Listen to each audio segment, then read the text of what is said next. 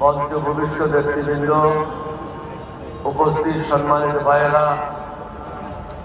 Print এবং media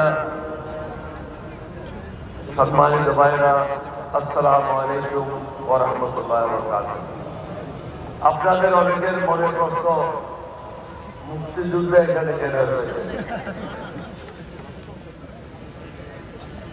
আপনাদের হয়তো অনেকের জানা নাই, 2001 সালের পরের থেকে বিএনপির সাথে নীতিগতভাবে অনেকগুলি জিনিস আমি মেনে নিতে পারি।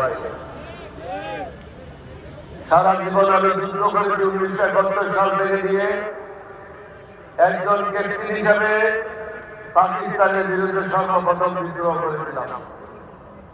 শহীদ রাষ্ট্রপতি জিয়াউর রহমানকে দেওয়ানহাট নামক জায়গা থেকে ফিরিয়ে নিয়ে এসেছিলাম। যদি উনাকে ওখান থেকে ফিরে না নিয়ে আসতাম, হয়তো 5 মিনিটের মধ্যে উনাকে গুলি করে হত্যা করে গণগুলিতে ফেলে দিত। পরে দুজনে গিয়ে বাংলাদেশের স্বাধীনতা ঘোষণা করা হলো। লক্ষ্যটা কি ছিল? এটা ন্যায় ভিত্তিক সমাজ হবে, অর্থনৈতিক মুক্তি হবে, বাংলাদেশের মানুষ সুখে শান্তিতে বসবাস করবে। দীর্ঘ 25 বছর কি দেখেছি? ভারতের দালালেরা, মুরগির দাসেরা দেশ পরিচালনা করেছে। এখন জাতিকে সিদ্ধান্ত নিতে হবে। আমি ওই দিনও বলেছি, বিএনপিকে আপনারা ক্ষমতা দেখেছেন, আওয়ামী লীগকেও ক্ষমতায় দেখেছেন, জামাতের দুজনকে ক্ষমতায় দেখেছেন।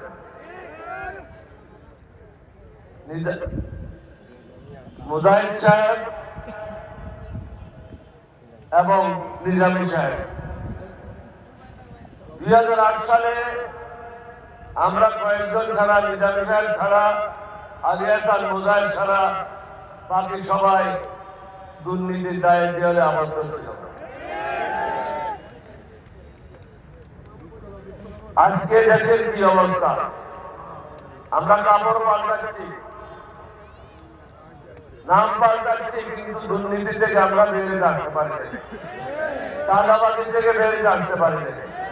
আমরা যারা আজকে মঞ্চে বসে আছি, আমরা আজকে আমাদের জীবনের শেষ যুদ্ধ। এই যুদ্ধ হবে 1971 সালে যে স্বপ্ন ছিল, সেই স্বপ্ন বাস্তবায়ন করা। ভারতের দাসত্ব মুক্ত বাংলাদেশ, চাঁদাবাজ মুক্ত বাংলাদেশ, দুর্নীতি মুক্ত বাংলাদেশ, যেখানে গরিব ধনীর মধ্যে বিচারের কোন পার্থক্য থাকবে না। এখন একটা বড় লোক থানায় গেলে তাকে আদরের সম্বর্ধনা জানিয়ে ভিতরে নেওয়া হয়, গরিবকে বাইরে রাখা হয়, কারণ সমাজের হিসাব নাই। আমরা যারা এখানে আছি, আমরা ওয়াদাবদ্ধ, নতুন বাংলাদেশ আমরা আপনাদেরকে উপহার দিতে চাই। সমগ্র জাতিকে চিন্তা করতে হবে। আজকে যারা আমাদের বিরুদ্ধে আছে, তারা দিল্লির সেবাদাস হিসাবে নিজকে পরিচিত করেছে। সেবাদাসদেরকে আমরা বাংলাদেশের দায়িত্ব দিতে পারি না। সেবাদাসদের হাতে আমরা বাংলাদেশকে হস্তান্তর করতে পারি না। তাদের হাত থেকে দেশকে যে কোনো উপায়ে মুক্ত করতে হবে। মুক্ত করার একমাত্র উপায় হলো, আপনারা শুনেছেন বিএনপির মহাসচিব বলেছিল, এই অগাস্টের মুভমেন্ট যেটা হয়েছে, এটাতে আমাদের কোনো অংশগ্রহণ ছিল না। এটা তারই কথা, আমার কথা না। তাহলে বিএনপি এখন যে অবস্থায় আছে, এটা তারা চায় নাই, তারা হাসিনাকেই চেয়েছিল। আর আপনারা 1400-র উপরে শহীদ হয়ে নতুন বাংলাদেশের স্বপ্ন দেখেছিলেন। সেই স্বপ্ন বাস্তবায়ন করার জন্য প্রয়োজন ইনসাফের সমাজ। তাই আমি সমগ্র জাতিকে একজন মুক্তিযোদ্ধা হিসেবে অনুরোধ করবো, কিছুক্ষণ আগে জুলাই মুক্তিযুদ্ধ বক্তব্য রেখেছে, একটু চিন্তা করেন, নামাজে যান, সেজদায় যান, নিজের বিবেককে জিজ্ঞাসা করেন, আবেগে কাজ করবেন না। মার্কা থেকে ভোট না দিয়ে কারা দেশের জন্য মঙ্গল করবে আর কারা মুদির দালালি করবে এটা চিহ্নিত করবে। দালালদেরকে ভোট দিলে হাসিনা যেভাবে আপনাদেরকে অত্যাচার করেছিল অনুরূপ ভাবে অত্যাচারিত হবে, কেউ আপনাদেরকে মুক্তি দিতে পারবে না। সমগ্র জাতিকে একটা জায়গায় এসে অবস্থান দিতে হবে। আজকে যে 11 দলীয় ঐক্য জোট গঠিত হয়েছে, 11 দলীয় ঐক্য জোটের প্রার্থীরা যে যেখানে আছেন তাদেরকে ভোট দিতে হবে। আমি ডক্টর আব্দুল মান্নান সাহেবকে বলবো আছেন, নাসিরুদ্দিন পাটোয়ারিকে বলবো আছেন,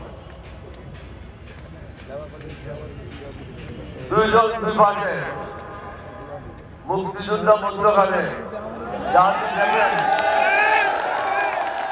এই জাতির সাথে যারা বেইমানি করবে আল্লাহ তাদেরকে ক্ষমা করবে না। নিজের মঙ্গল নিজে করেন। 11 দলীয় জোটে যে যেখানে আছে তাদেরকে ভোট দান করে এই দেশকে চিরকালের জন্য মোদীর সেবাদাসদের হাত থেকে মুক্ত করেন।